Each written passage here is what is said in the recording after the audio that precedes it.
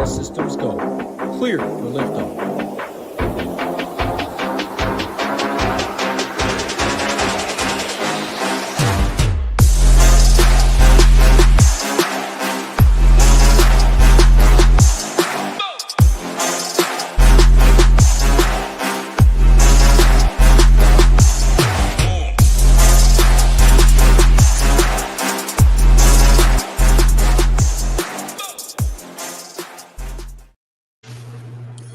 What is going on, everyone? Back again for a Wednesday edition of the NBA show. Got my guy Matt here with me. Matt, how you doing today? Got a bunch of big prize pools up top. How are you doing today? I'm good, man. Chatted a little bit before the show. Some good contests today. A big version of that 888. So hopefully one of us can take it down, or one of our members, someone that we know or someone that we're close with. So yeah, big 250K up top tonight. So let's get after it. Yeah, let's do it. Good luck to anybody that is playing that one tonight. I know that we got a few in there. Hopefully somebody in our Discord, somebody that's a member, or even just watches these YouTube shows and supports us that way. I hope that you guys have some good lineups tonight. But we had a little bit of confusion with the show earlier today. Had it set to stream at like 2:55 or 1:55 Eastern, so I saw we had a lot of people in here a few hours ago. So sorry about the confusion there. So it's up to some people in chat. We got Mike, he was in here earlier. Sean, Go Collect, Bob Oso, Trade to the Wizards. Yeah, it sounds like that's happening. CJ McCollum and Trey both out tonight. Got our guy Nuance in here. Shout out to him on the Furphy call. Scooter gonna be at the Garden tonight. That should be a fun game. Clippers getting healthy with Harden and Kawhi there, so that'll be fun. We got Nate D, Gangrene, talking about OKC. Matt knows ball, so he probably thinks that Gobert's pretty good, I would imagine. And we got our guy William and Trisket in here. All right, yeah. So off the top, what are just some real quick slate overviews? What are you looking at for this game slate? Just from like a 30,000-foot view perspective. Yeah, I feel like the big thing right now, it's really hard to. I'm writing the slate plan before we got on the show. It's really hard to do much without knowing the news with Cade.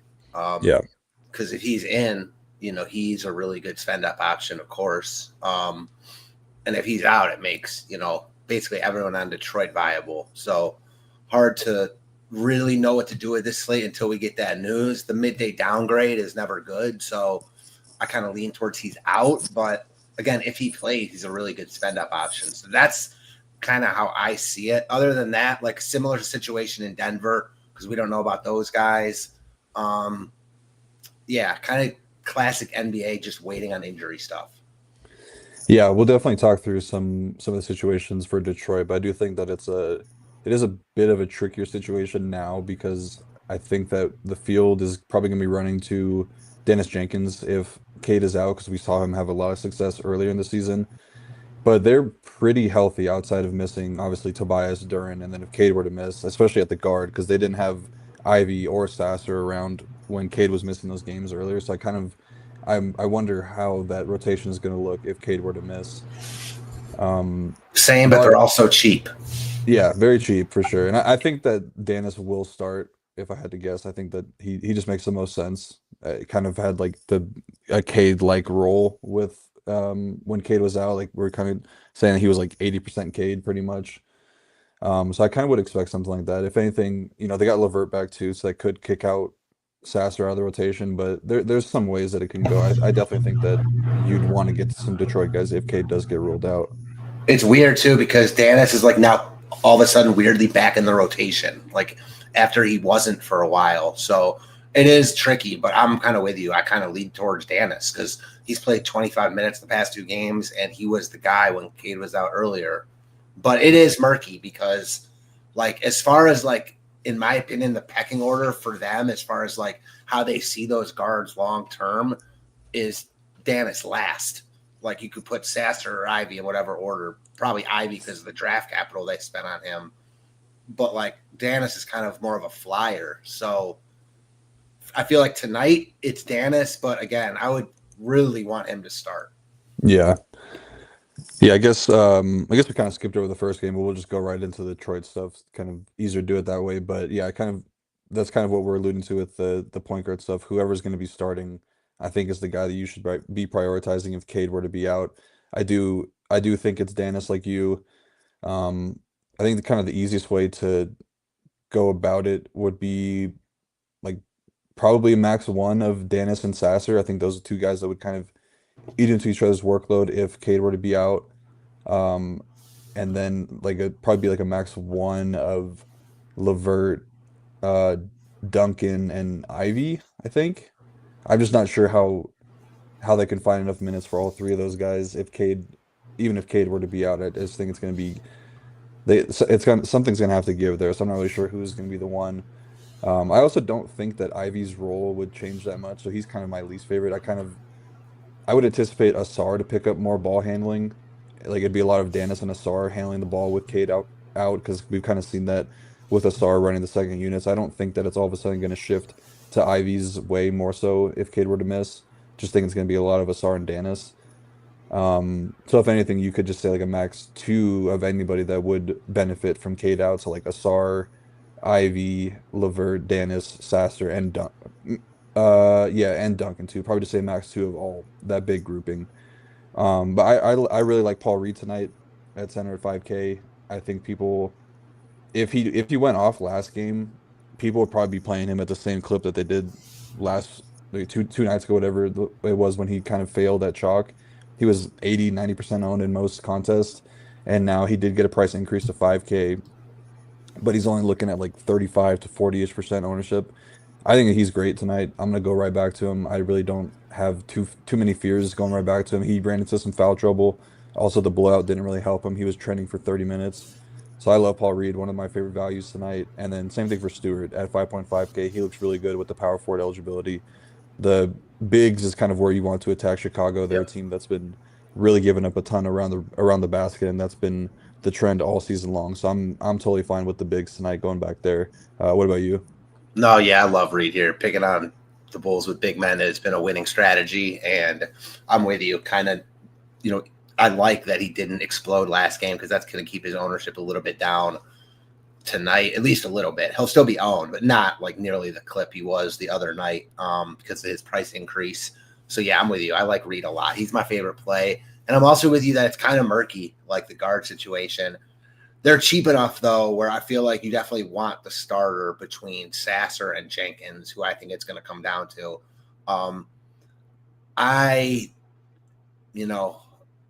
I don't know. I don't know how I feel about playing them both together just because they're so cheap. It is a big enough slate where I don't really love to do it, but Sasser is shooting guard eligible. I just have to wait and see what their starting lineup looks like. But yeah, Detroit news is certainly what we're waiting on.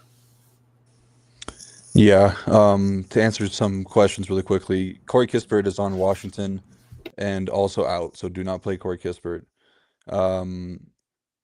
Yeah, he kind of said you could play. Were you talking about Sasser and Danis as the guys you could play together?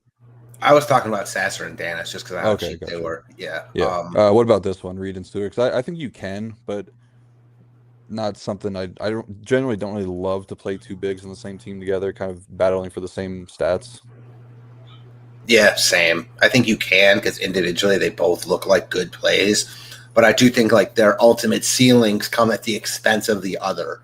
That said, I do think that positive correlation in NBA is often like not accounted for enough. So while I don't think there's a ton of positive correlation between Stewart and Reed like together, like maybe the game just plays out in a way where you want as much Detroit as you can get. It doesn't really matter who it is. So like, yeah, I think that those two are like fine together, but know that you're probably capping each of their ultimate ceilings by playing them together. Yeah. I did make a mistake. Corey Kispert is back tonight, but still he's in Washington, so it doesn't really matter for this game. For the Chicago side, it sounds like Kobe White has a chance to miss. He's questionable. I don't know if there's really been much news there. So nothing really on Detroit or on the Chicago side is standing out to me in a big way. I think the ways that you want to attack Detroit defensively is with shooters. So I would say like Herter is in an okay spot, but prices are up there on all these guys. I think they're all priced pretty appropriately. Trey Jones should have a pretty big role with Kobe White out. I think Matas has ceiling, but things can always go poorly for him if he's not living up to Billy Donovan's expectations. So I never really liked Vooch either. Just he got it done last slate. I don't think it's a good spot for him against Detroit. They have really good rim defense. So I'm kind of off of the Chicago side. Yeah, I'm off the Chicago Tide side too. Like, it's hard not to look at Vooch right now with how he's playing and his price tag in this role, but I'm never excited to play Vooch. So tonight's no different there. Matas price increase a little bit. He's playing well. Those would be the two guys for me. If I'm playing one lineup, I probably don't play either. But Vooch, I do think Vooch is at least intrigued. I mean, he's playing big minutes right now, and he's on a little bit of a heater. So I'm not playing him because of that, but worth noting. Yeah. Again, Kispert is not on this team, so that's why we're talking about him. But yeah, he's back tonight. When we get to Washington, we'll cover that. So don't worry about it. He's such a nothing. Yeah. Okay, Toronto and Charlotte, first game of the night that we or at least first game on the slate that we skipped over. Front end of a back-to-back for Charlotte here. Brandon Miller did get downgraded to questionable. They've generally been limiting these guys on back-to-backs. LaMelo, his range of outcomes for minutes is really unknown. I think on a back-to-back probably ends up on the lower side of things. But both these teams are playing pretty solid defensively right now. Raptors have done a really good job of limiting lead scorers. They have a bunch of pretty solid defenders in the starting lineup. And the rim defense has actually been pretty good with and without Jakob Poeltl on the court. I don't think that much is standing out for me on the Charlotte side. That might change a little bit if Brandon Miller were to be out. I think that Khan would see a little bit of a boost. Colin Sexton, a little bit of a boost there. Somebody's gonna have to start. It's usually been Sion James. They are pretty healthy right now at the wing position, so I'm not really sure who's gonna benefit the most. But I don't really see these guys as must-have plays. Moussa Diabate at 5.3K is intriguing as a pivot off some of the guys in that lower 5K range at center, but I don't really think I'm going to be prioritizing Charlotte right now. It's kind of been a losing formula to invest heavily into teams playing against Toronto because they've been playing really, really good defense as of late. So I'm kind of okay getting away from them.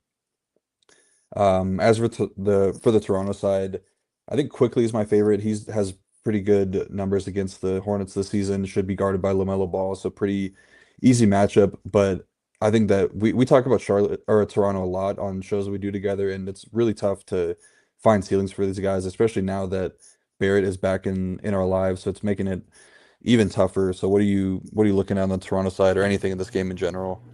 Yeah, so I'll go to Charlotte after I touch on Toronto. From the Toronto side, it's exactly what you said.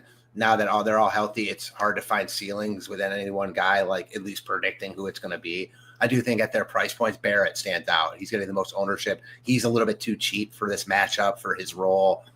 6,300, just a little bit too cheap for him compared to how the other guys are priced. You could say the same for Quickly. I watched a 3-minute video on Colin Murray-Boyles and how good he is defensively and how Toronto might have snuck into a legit guy. I don't know about that. I liked him in college. He's been impressive, when he's gotten chances in Toronto. From a DFS perspective, very up and down at 4,500 with power forward eligibility starting at center. I don't hate it. I don't love it either. But I do like this game, and I want exposure from Toronto because I like Charlotte. I was on Charlotte the other night against OKC. Unfortunately, OKC couldn't keep up. So again, price tags aren't rising here, and especially if Miller is out. Even if Miller isn't out, I love Miles Bridges here at 7,400. I mean, he's just too cheap for how he's playing right now and what I expect to be a competitive game. This is basically a pick'em spread in Charlotte. So I like Bridges a lot here. I like Khan a lot if Miller is out. If Miller is in, I like Miller himself. So really looking at just those three between Khan, Miller, and Bridges, with Bridges my favorite. I just don't trust LaMelo's minutes on the front end of a back-to-back. He was trending towards playing 30 plus. And then all of a sudden on the front and second half of a back-to-back, he played 25 in each. So I'm leery there. Would I be surprised or shocked if he played a legit workload and then they held him out tomorrow? No, but I don't want to put my money on that when they've got other guys I like more. So I like this game from a DFS perspective. I'm going to be overweight on it. Yeah, see if you can get it right 2 times in a row. That was a great call by you going to the Hornets guys there. I was pretty off of them, but got to a few shares of Brandon Miller after seeing him in your core, so I had to give you a shout out for that one. But yeah, I think you broke it down beautifully. The Toronto stuff, very tough. I think I agree that RJ Barrett is kind of the standout from a pricing standpoint. I think matchup wise, Barnes has a pretty good matchup. The Hornets are giving up the 35% of opponents' field goals are 35% of opponents' field goals are coming at the rim against the Hornets, which is towards the top of the league. And I think that kind of sets up Scotty Barnes as a guy that's going to be attacking the basket more so to be in a pretty good matchup. So I think I like him a bit. And then, yeah, the range of outcomes for CMB for Murray Boyles is pretty wide. So kind of tough to feel confident about that. All right, next game. Let's go to what do we have here? Wizards and Sixers. We get to talk about our guys, boys. Corey Kispert, who is back tonight after missing a while, but they will be without some of the older guys. Chris Middleton and CJ will be out tonight. Expecting, I think it'll be Bub and Champagnie sliding into the starting lineup with Kispert coming off the injury. He's probably coming off the bench, I would imagine. We'll have to see though. The game it is in the first lock window, so we'll see. We get ample time to react to it, and then Philly also getting healthier. They're getting Watford and Kelly Oubre back, so this will be as healthy as they've been in the entire season. What that does for the rotation, I think it's just going to be. I think they'll probably keep it the way they have been, giving a ton of minutes to their main guys. I think Oubre probably eats in a bit to like the Barlow and Paul George, maybe a little bit of VJ, but I mean VJ is just playing so good right now. They really hit in a big way with him in the draft. Definitely a game that is intriguing. Big spread, but Philly did just let Denver hang around, play down to competition, let them win, and then you got some value on the other side in Washington. I think this game is pretty enticing from a DFS perspective. What are you looking at in this one? Yeah, so from a 30,000-foot view, I think it's really appealing from a DFS perspective. But when you like land in closer, I find it a little more difficult. From the Philly side, like you mentioned, they're healthy now. And I do think that Oubre specifically eats into basically everyone but Maxey and Embiid, even Edgecombe a little bit. Like, I still think that Edgecombe is in play because it's a great matchup and he's 6,700, but I would like him a little bit more if Oubre were out. Maxey and Embiid, I think, really good spend up options. It's an interesting slate where like there isn't a ton of like supreme chalk, which is kind of rare in NBA. Ownership is pretty flat across the board. So Maxey and Embiid will get some ownership, but not a ton. And I think they're both certainly viable in all formats of spend up options. Embiid's price tag is up, but warranted. Maxey's price tag is kind of plateaued, and it probably shouldn't have. You see his price difference on FanDuel. Like Maxey looks like I think a really strong play at 9,900, even with them being healthy. From the Washington side, I see Champagnie projected for a ton of ownership. I mean, I'm cool with it. I don't look at the slate and be like, I have to play Justin Champagnie, but I see no issues with it at 4,600. Koulibaly playing well, 5,100, fine with it. Washington has a bunch of guys that are in play. No one that I like have to play as far as I'm concerned. How about yourself? Yeah, for me, I do agree that Champagnie and Bub are really good options tonight. I really like them tonight. I just think that with them getting the starting nod and probably playing a good amount of minutes with this being a back-to-back and their main guys playing a lot last night, there's a lot to like there. The Sixers are not really that scary defensively, so I think you even have a plus matchup for them. But Bub is a guy that I'm pretty excited about playing. We've seen him be a guy that can really fill up the stat sheet at times. And I also think that adding him into the starting lineup could help a guy like Trey Johnson, who's been asked a little bit more to be on ball. You get like more of a prototypical-ish type point guard in Bub Carrington out there versus CJ McCollum, who's more of like a scorer. I think that's going to help Trey Johnson long term, and also I think it's kind of like the plus side for like Trey Young going to Washington. I think that will help Yes. Trey and We'll get those Alex guys Sarr a lot. buckets. Yeah, We'll get those guys buckets. I'm with you. And like, yeah. one thing you mentioned it, and like I kind of take the opposite approach to this. You were like, you mentioned how they just let the Nuggets like hang around with them, and the Nuggets actually won that game in overtime, I believe. I kind of take the other angle where like I feel like Philly's not going to let that happen again. They're not going to play with their food tonight. They're going to put away Washington early and just stomp on their throats. Now, Philly's not like the best team in the world either, so that's no guarantee. But I'm kind of telling myself that story a little bit and leaning towards other games. But I certainly understand why guys are projecting well here. It makes sense. I definitely agree with you there. I think that is there's a strong possibility that that could happen.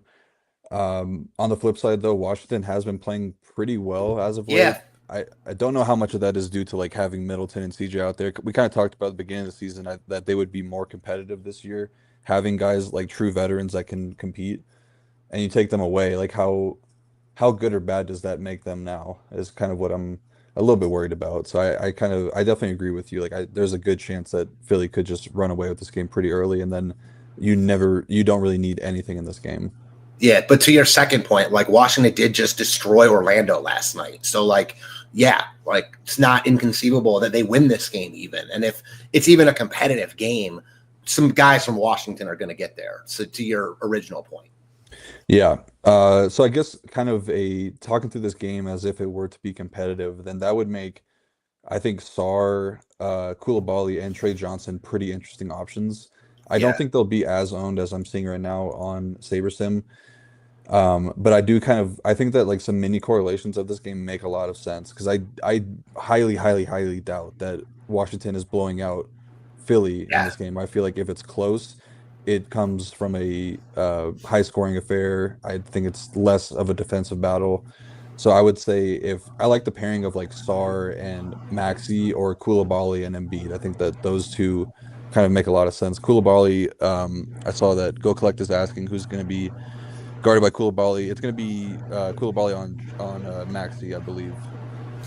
You could all out game stack this game, like with how cheap Washington is and like the expensive Philly guys. So the most expensive guy in Philly is Sar at 7,200. Really easy to stack this game up if you think Washington's competitive here. Because I'm with you, like they're not blowing out Philly here. So I think you can play Philly without playing Washington. But if I play a lot of Washington, I definitely want Philly. And if this game is close, it's more than likely a high scoring affair. Yeah. So I think you could set a rule in your optimizer saying like if I have three Washington guys, then at least one of Maxi or Embiid, and then I guess you could extend that rule to VJ. I don't know if I would do that with Paul George because we did see him get schemed out last game in a close game. I think that the Maxi, Embiid, and VJ grouping are pretty safe from a minutes perspective. But yeah, I like Trey Johnson a good bit too. I think that he's pretty solid. He only played 22 minutes last game. I think adding, like I said, with Bub on the court could help him a bit. So yeah, I like that. And Alex Sarr has been playing really good basketball this season, playing really improved in basically every category. But I do have a small fear that he could struggle against elite guards or elite centers like Joel Embiid. You're really not too worried about like the Wendell Carter and Gogas. He did struggle against Rudy Gobert as well. It's a good call. All right, so that's enough time on that game. Let's head over to Boston now. Denver coming in as double-digit underdogs. They'll get all their guys back, minus Jokic and Joe Val, of course, but Aaron Gordon, Christian Braun, Jamal Murray, all back for this game. Prices are up there on these guys now. I would be surprised if they like if they get there. I don't know. Like this is a tough matchup. Boston's been playing great. Have one of the best two-way guys in the league. Jaylen Brown been playing great. Denver struggling on defense as of late. I think they probably will get a little bit better getting these guys back, but still, I would imagine Aaron Gordon and Christian Braun are pretty limited until they're fully healthy. I don't know if they're really there yet, so kind of think that Boston can run away with this game. But yeah, what do you think about this one? It's kind of tough for me to make the case to get to these Denver guys.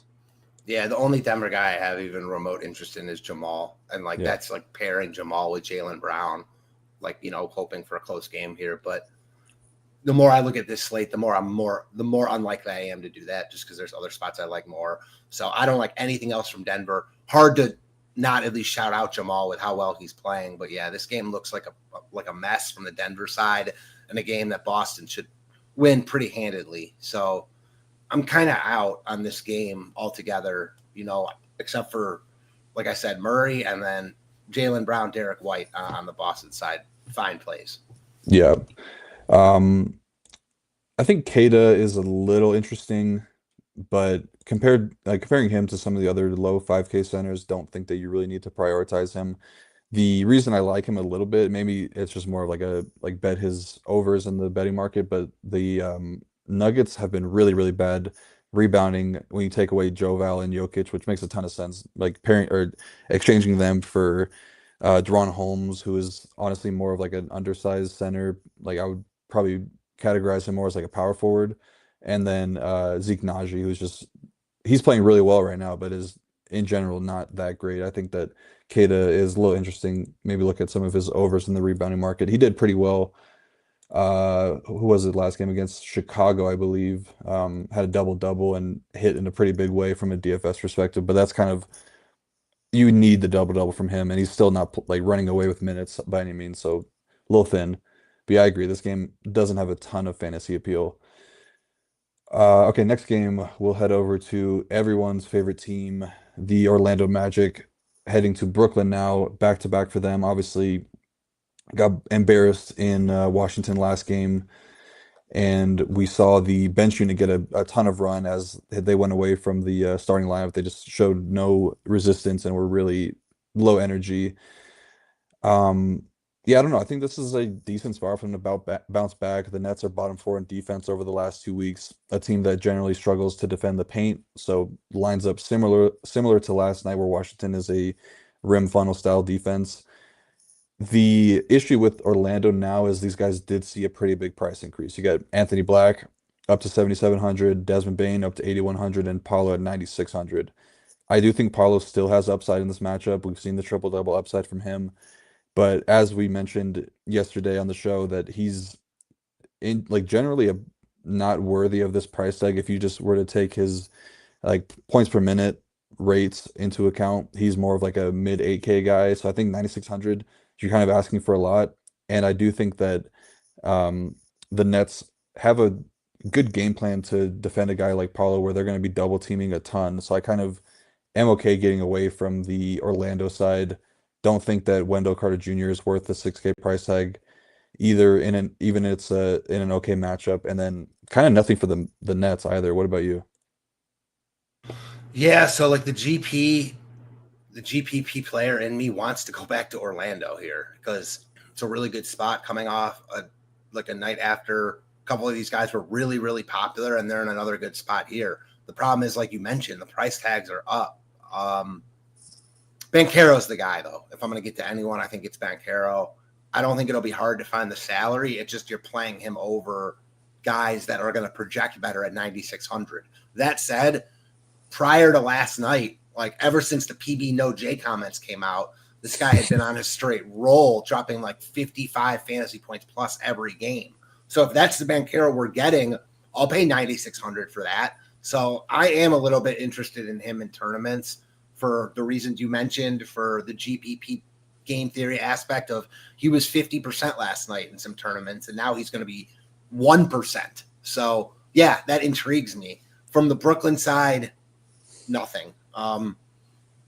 Sharp's price is up now that he had been really good with Claxton out. Can't go there. There's nothing on Brooklyn. They might be the least owned team on the slate, and it makes sense. Yeah, definitely. Yeah, my bad. I'm kind of skipping over games here. I'm looking at the way that SaberSim has it is different than how we have it on the Stone, but we'll go back to that New Orleans game. Um, yeah, we touched on this in the beginning. Uh, I don't know if either of us really had a lean. I think that it's kind of always up in the air when you get the midday downgrade. But that game is the first one on the slate, so I would say that we'll have plenty of time. We did talk through what we would expect if Cade were to be out, though, so just rewind a little bit. Um, we do have a betting train on the Discord. Yep. Okay. Next game on the slate, or I guess going back a bit, is the New Orleans and Atlanta one. This one is the one that kind of catches my eye the most, and I'll let you kick things off here. Got back to back for the Pelicans. Herb and Trey Murphy are questionable. Trey was great last night, and then Okongwu questionable. Trey obviously out with all the trade rumors circling. So what are you looking at in this game? Yeah, really, really intriguing here. Finally, a slate where Jalen Johnson isn't projected for major ownership. I don't know if I buy that, especially if Cade is out. Like, he's been so good. I know the price tag is up. Like, outside of last game, I know he wasn't great last game, but he has been so good. This game, like, oozes GPP or DFS upside, I should say. So he's the first guy I look at, like, especially if Okongwu is out. Like, just opens up so much rebounding equity, scoring equity. And, like, yeah, it makes Atlanta worse, but I'm not worried about that in a matchup with New Orleans. So, like, Jalen Johnson is the first thing I'm looking at from this game. I want exposure to him for sure. Even if Okongwu is in, I still like him. If he's out, I like him more. And then from the New Orleans side, like, I see Derek Queen projecting for ownership at a couple of places. I feel like we need the Murphy news to really know what to do with New Orleans. I definitely want exposure there, but I'm not entirely sure from whom. But I know I want Jalen Johnson. How do you see it? Yeah, totally agree. I think Jalen is probably the top spend up on the slate for me.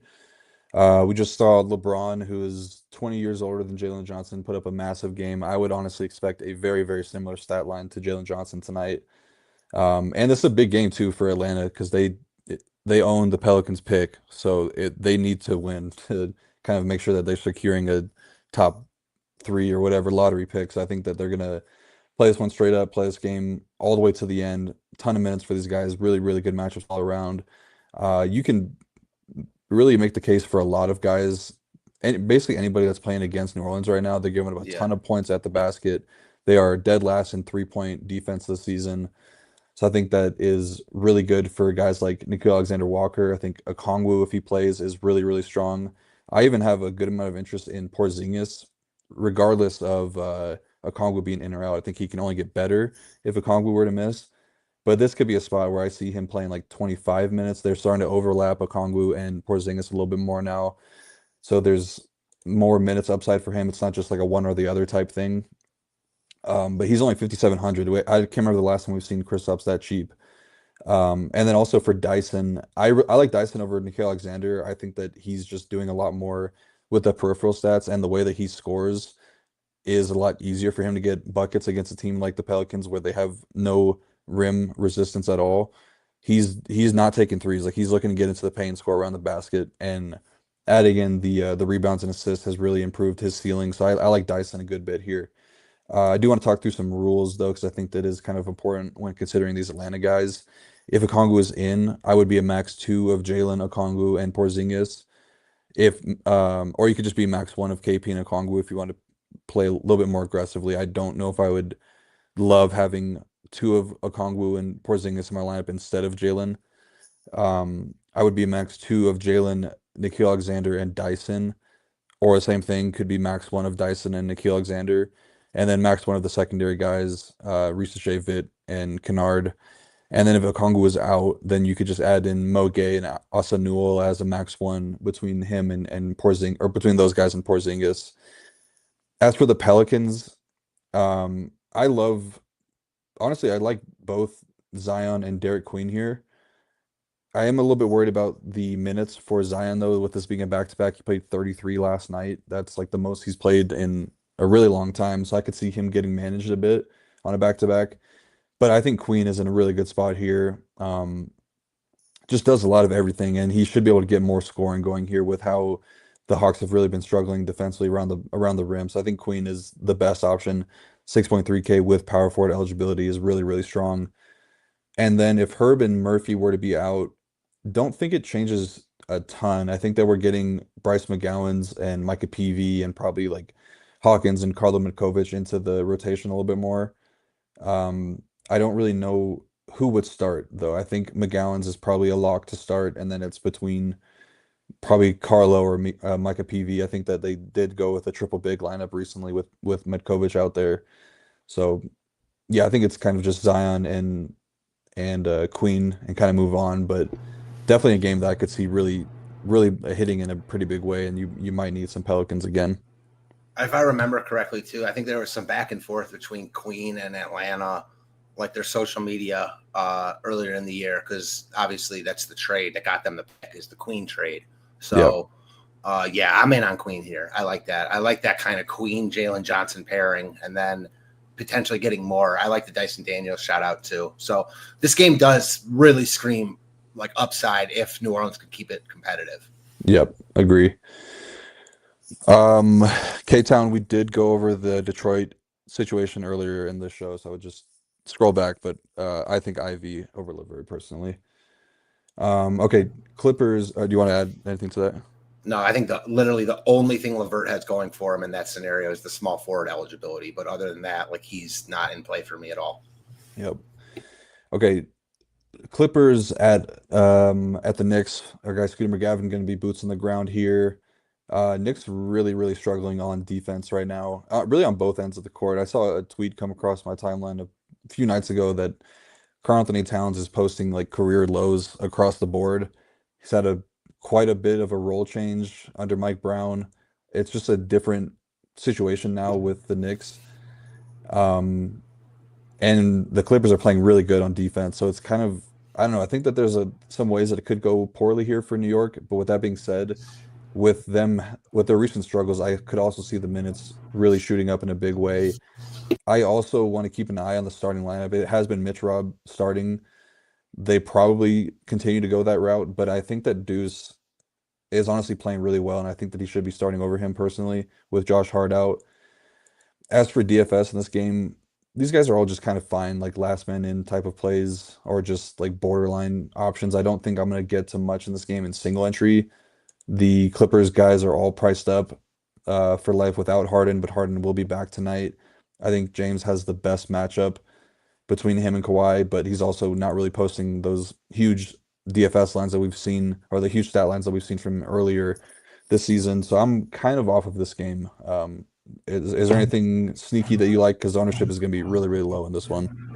No, I don't like this game, but to kind of thinking about what you were talking about with Towns, he's interesting to me because he's the cheapest he's been like all season. He's like 800 less than his average tag this year, and he's not going to get ownership. So that's a combination I like. I don't like the matchup. I don't like how he's playing, but cheapest price he's been all year and no ownership. Like that's find that combination a lot. So While I probably won't play him because I'm leery, I don't like the spot, etc. Like he's certainly got upside in tournaments at this price. He's not power forward eligible anymore, which will take off his ownership. So I think he's intriguing in tournaments. If I were playing 150, he might be someone I'd want to get over the field on. Yeah, I agree with you for sure. I really want Mitch Robb back to the bench. I think that would help Cat out a lot because now you are for sure pairing him up with Zubac, which I think is a matchup that he could definitely eat against because we talk about it a lot with Cat. Like he's just a very difficult guard for guys like Zubac, and it's been kind of like impacting his upside sharing the court with Mitch Robb a bit. He did go for 63 against the Clippers last season, so kind of just solidifies him as being a guy that you should definitely be considering. But I really want Mitch Robb out of the starting lineup personally. Yeah, I'm with that. And like Title and I talked about this when we did our show on Monday. Like sometimes when you know a ton about a sport, it can obviously be helpful in DFS, but oftentimes it can hurt you. And like this is a good example of that. Like if I didn't know anything about the NBA, and I was just playing DFS tonight and I saw that Karl Anthony Towns was the cheapest he's been all season, averaging a very solid number at his price point and not getting ownership, like I would be not locked, but I would be playing a ton of that guy. So like we know a lot. So like we can't just do that. But when you look at it in that sense, he's a good play. Yeah. I mean, it's definitely a really strong buy low spot for Cat. And I think a lot of, like you said, like knowing ball and watching the games can sometimes help or hurt you. A lot of the best DFS players don't even really watch the games, so they're probably definitely keeping their eye on Cat tonight. So I think it's a good shout out too. I'm gonna try to get some more of him tonight just for the reasons you mentioned. All right, make sure I got the right game. Okay, yeah, Suns at Grizzlies. Main injury news in this one is Ja Morant still questionable. Been questionable for quite some time. Don't really have a strong lean on what's going to happen there. Is that a new injury tag? I see that he's questionable on Saberson, but I didn't see that earlier in the injury report. I thought that might have came out this afternoon. Yeah. So Santi is questionable. Vince Williams is they're showing questionable on Basketball Monster. I just don't think that they've reported those guys yet. No, I think they did. Oh, I they did. think those guys are questionable. Yeah. Okay, so yeah, I mean that's pretty big. I mean that could open up a lot here. I think Jaw is obviously the biggest one. That'd be really big boost for Cam Spencer, Jaren Jackson, and Jock Landale to a lesser degree. But Santi being out and potentially Vince Williams being out, um, not sure who those minutes really go to. I think it's definitely KCP would be a guy that'd benefit. Probably some more GG Jackson out there. Uh, I will say that I don't think the matchup's that great. Phoenix has been playing really, really good defense this season. I think they're a little bit more of like a subpar rim defense, if anything. So the bigs and anybody that's going to be attacking the basket would be in the best spot. So Jock, kind of a guy I'm looking to a little bit, but he's pretty bad in comparison to Paul Reed. And the same thing for Mark Williams. Like those guys are just mainly pivots. I do think Booker is interesting tonight. He's getting a little bit of ownership. The Grizzlies have generally struggled against lead guards. I don't, especially with uh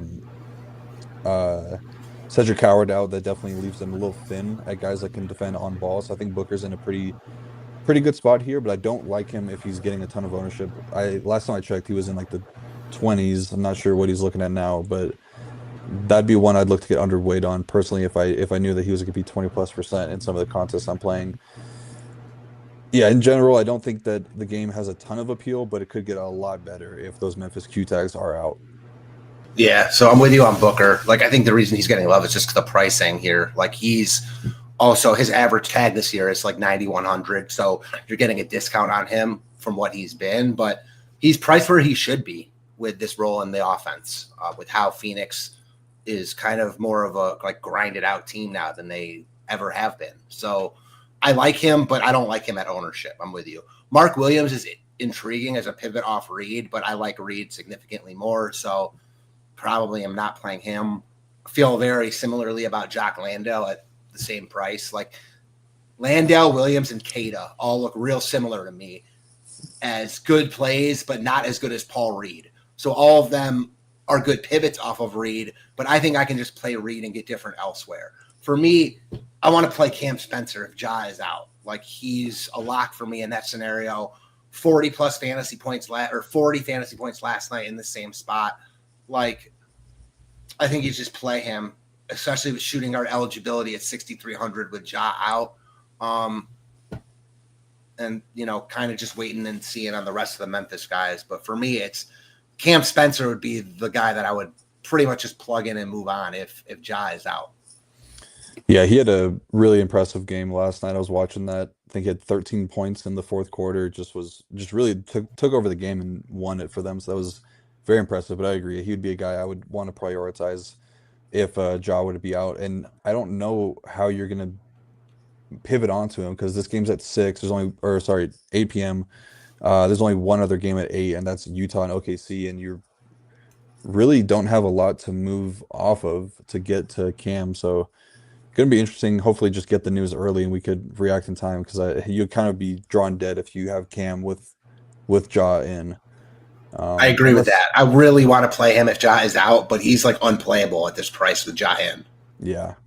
You'd have to get really unique or creative with the way that you build for that scenario. You'd probably have to have like Booker and multiple pieces from OKC to get onto Cam Spencer. Yeah, which is conceivable with Shea potentially being out. And then if he's out, I think then all of a sudden the Utah pieces at least look more viable because the game less of a blowout, etc. So I do think there are ways to do it, but you certainly have to have a plan at hand. Yeah, for sure. All right, we'll go over to that OKC game. My Utah Jazz looking like one of the best teams to attack every single time they're on a slate. Dead last in defense, but playing pretty good offensively. Don't even really need to talk about where they're bad at because it's basically everywhere. They are packing the paint a lot, so it's kind of led to a lot of 3-point volume, which has always been the case for how Utah plays defense. They are a pretty high turnover rate team. Transitions bad, so a lot to like about OKC here. And then you get also the Q tag on Shea, biggest on the slate because this would be a spot where it's almost borderline. You're playing like 2 to 3 OKC guys, in my opinion. I'm really liking Jalen Williams regardless of Shea's availability. I'm probably going to be overweight to his. I don't know where we have it at, but I'm seeing like the low double digits. I'll get over that pretty heavily. I really like J Dub tonight. He had I think his first game of the season, or one of his first games of the season, came against Utah, and he went for 45-ish DraftKings points in just 25 minutes. He's kind of always been a Jazz killer, so I'm really liking him. Really like Chet if Shea were to be out, and I think AJ Mitchell and Aaron Wiggins are both honestly really good values right now, regardless, and they can only get much better. So how are you approaching the OKC stuff? Utah, for me, I would say is a cross out. These prices are tough to get to. So from OKC, I'm with you on Jalen Williams. Like, he's the top option in my opinion, even if Shea is in, price considered. If Shea is out, I think he looks like a smash play at 7,400, a guy that's going to gain a lot of steam, as he should. I like Chet a lot in that scenario also. Like, I think a lot of people are going to spend down on OKC. I think an interesting way to play it is to play Jalen Williams and Chet together, because those guys aren't super pricey, but they're pricey enough to, prohibit you from getting to other good plays. But I think their roles just become really good in a great matchup if Shea is out. And then, you get like the AJ Mitchell, who would look like a borderline lock, Cason Wallace. It's almost like dealer's choice here. You're going to really want OKC exposure for sure if Shea is out. Just a matter of how your lineup's constructed as far as who you get, whether you want to spend up on both Jalen and Chet. Maybe you want to just go one of those guys and play AJ Mitchell and Aaron Wiggins. They're going to have plays all over the board that are in play. From the Utah side, I'm more with you here. The one guy that I'll keep playing, I play him every single slate, and he gets there for me almost every single slate, is Isaiah Collier. Price tag is up a little bit, but man, I feel like he's game script proof to a point. If this game gets crazy out of hand, 30 points at the end of 3, he's not going to play the fourth. But if it's 15, 18, I think he does. So Isaiah Collier is the guy that I'm interested in. He doesn't project well. He's not going to at this price point, but I love his game.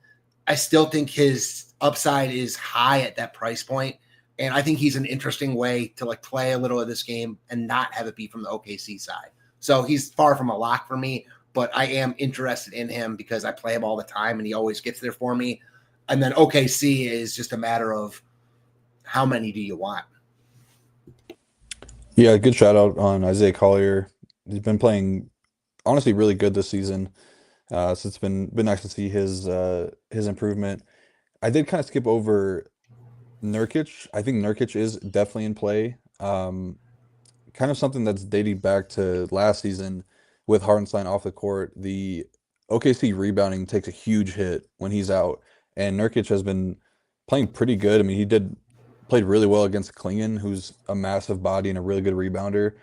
So swap him out for Chet, who's an undersized, Right. Just a smaller center, weight and strength wise. I think Nurkic could be a spot where Nurkic kind of bullies him around a little bit. 18-point spread though, it's you really have to hope that things kind of go the same way they did with Portland, where it's they hung around enough for the main guys to play full minutes, but they didn't really. I don't know. It was borderline, almost full blowout territory. Nurkic got there towards the end. I am just in on Nurkic in general right now, though. Did you hear his comments recently about Utah and just about how they've embraced him and just kind of let him play his game? I think we're seeing a comfort level from him that we haven't seen in a long time. Mm-hmm. Yeah, that's a good shout for sure. I think you're definitely seeing that. He's showing flashes of the old Nurkic, when he was at his peak in Portland. He's actually playing really good basketball. I hope that they hold on to him for a little bit. I think that he's a solid backup behind Walker whenever he comes back.